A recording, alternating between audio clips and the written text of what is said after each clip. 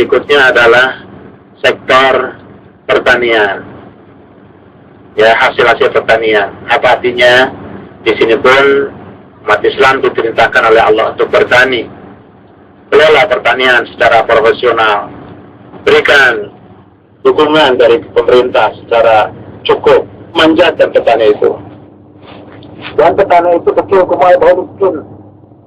Mana anak-anak kita mau bertani? Tidak pernah dimanjakan. Yang dimanjakan cuma bintang-bintang layar kaca. Setiap hari tampil di layar kaca dengan glamorisnya. Sementara nenek kita, kakek kita yang telah nanam jagung 20 hektar selama 70 tahun sampai ini masih hari ini masih nanam, tidak pernah masuk televisi, tidak pernah dipanggil istana, dan tidak pernah dikasih bunga, tidak pernah dikasih bunga dan dikasih penghargaan. Yang nanam kelapa, yang nanam padi, yang nanam kacang kedelai, mereka subhanallah susah, dan tidak ada yang menarik.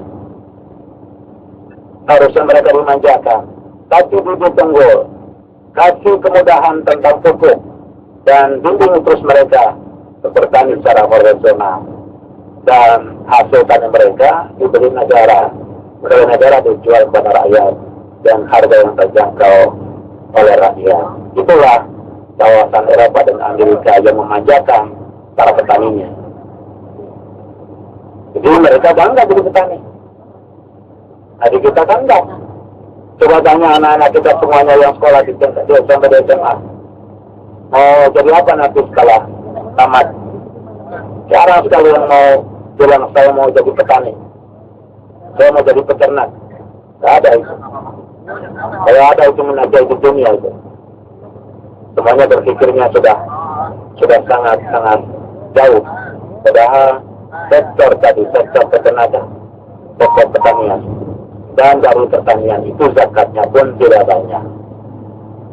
Ya, tidak banyak. Ada batas minimalnya, ada batas zakatnya. Zakatnya itu ada yang cuma 1/10, ada yang cuma 1/20. Ya. Nah, itu dari hasil panennya.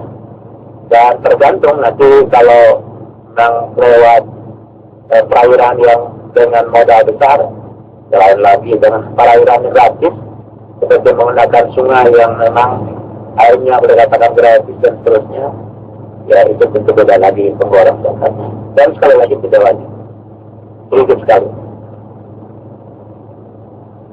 Kemudian Allah panggil pada kaum muslimin untuk mengeluarkan zakat harta dari sektor perdagangan. Nah, ini juga sendi-sendi perekonomian kita, sektor perdagangan, ya, ini dikuasai di seluruh kota, ya, hampir seluruh kota-kota besar di Indonesia. Adalah kita lihat dan kita siapa yang menguasai sektor ini.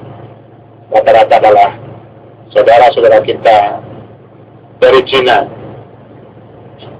Ya, kalau muslim alhamdulillah, ini kebanyakan non-muslim, dan mereka meratap kepada kaum Nasara, tidak meratap kepada kaum muslimin. Yang non-muslim dari kelompok Cina, dia tidak meratap kepada kaum muslimin, tapi meratap kepada orang-orang Kristen dan yang lain. Subhanallah, ini zakatnya juga tidak banyak, cuma 2,5% setiap tahun dari harta dagangan yang kita miliki atau dari dagangan yang kita punya.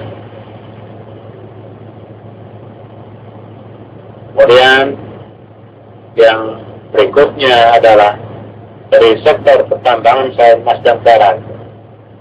Ini juga kaum muslimin Allah perintahkan untuk mengelola pertambangan sawit emas dan perak dengan cara yang profesional.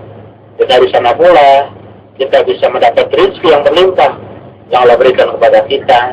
Setelah kita mempunyai rezeki yang berlimpah, jangan lupa kita harus mengeluarkan zakatnya, dan itu adalah talbiyah yang kita baca tadi, labbaik Allahumma labbaik. Bersambut panggilan Allah untuk menunaikan ibadah zakat. Labbaik zakatan, begitu. Aku sambut panggilan Allah untuk menunaikan ibadah zakat. Bagaimana zakat hewan ternak? Bagaimana zakat emas dan perak kalau emas dan perak diserahkan orang Amerika? Bagaimana mau zakat pertambangan minyak kalau minyaknya dikelola orang Amerika? Bagaimana mau berzakat pertambangan besi dan biji besi kalau semuanya dikelola orang asing? Kapan kita ini? Kapan? Allahu Akbar. Itulah. Jadi kalau kadang-kadang orang melihat Islam kan bicaranya cuma masalah-masalah masjid aja. Enggak, justru Islam ini sangat-sangat menekankan dunia. Rabbana atina fid dunya hasanah, dunia dulu. Ya kelolalah dunia ini dengan sebaik-baiknya. Di antaranya pengelolaan tadi sektor-sektor ekonomi itu. Ya. Dari mulai pertambangan emas dan perak lebih spesifik, kemudian pertambangan umum yang terakhir. Nah yang terakhir, ulama sekarang itu Pak. Kalau ulama-ulama dulu tidak pernah mewajibkan yang zakat profesi itu kecil. Yang namanya profesi kecil. Tapi kalau zakat tadi yang 5 tadi itu zakat yang memang dahsyat gitu. Kalau orang geluti, kalau orang tepuni di situ sektor itu luar biasa. Ya, tidak spekulatif itu. Zakatnya jelas. Zakat profesi itu ulama-ulama muasir, ulama-ulama yang belakangan dia mewajibkan untuk mengeluarkan zakat profesi. Makanya di sini tentunya harus juga sudah dikaji apabila sampai nisabnya dan seterusnya itu memang ada kewajiban zakat profesi oleh ulama-ulama muasir kita. Nah ini Bapak dan Ibu, cerita dia adalah janji kita di hadapan Allah untuk merespon panggilan-panggilannya, panggilan zakat ini. Yang berikutnya panggilan ibadah puasa. Allah bilang dalam Al-Quran surat Al-Baqarah ayat 83. A'udzubillahi minasyaitonir rajim. Ya ayyuhalladzina amanu kutiba 'alaikumusiyam kama kutiba 'alal ladzina min qablikum la'allakum tattaqun. Ini yang memang terasa benar nih. Kaum muslimin alhamdulillah kalau menjalankan ayat ini secara umum sudah bagus, tapi target akhir daripada puasa masih belum sampai juga, masih ikut puasa nenek moyang juga. Targetnya apa sih puasa itu? Ya, jadi harus kita praktekkan puasa itu dari sisi arti bahasa dan arti syariah. Kalau arti bahasa kan artinya as-saumul lughatan al-imsak. Menahan apa? Itu yang harus kita tahu. Menahan hawa nafsu. Hawa nafsu ini yang sering membawa kita menjadi bencana, menjadi bahaya. Makanya jaminan Allah orang-orang yang menahan hawa nafsunya, wa man khafa maqama rabbi wa nahan nafsa 'anil hawa fa innal jannata hiyal ma'wa. Ada orang-orang yang takut kepada Allah dan menahan dirinya dari hawa nafsu yang tidak perlu, maka surga tempat kembalinya. Mana sih hawa nafsu? Banyak orang sekarang lewat hawa nafsu mau jadi aparat atau pejabat lewat hawa nafsu.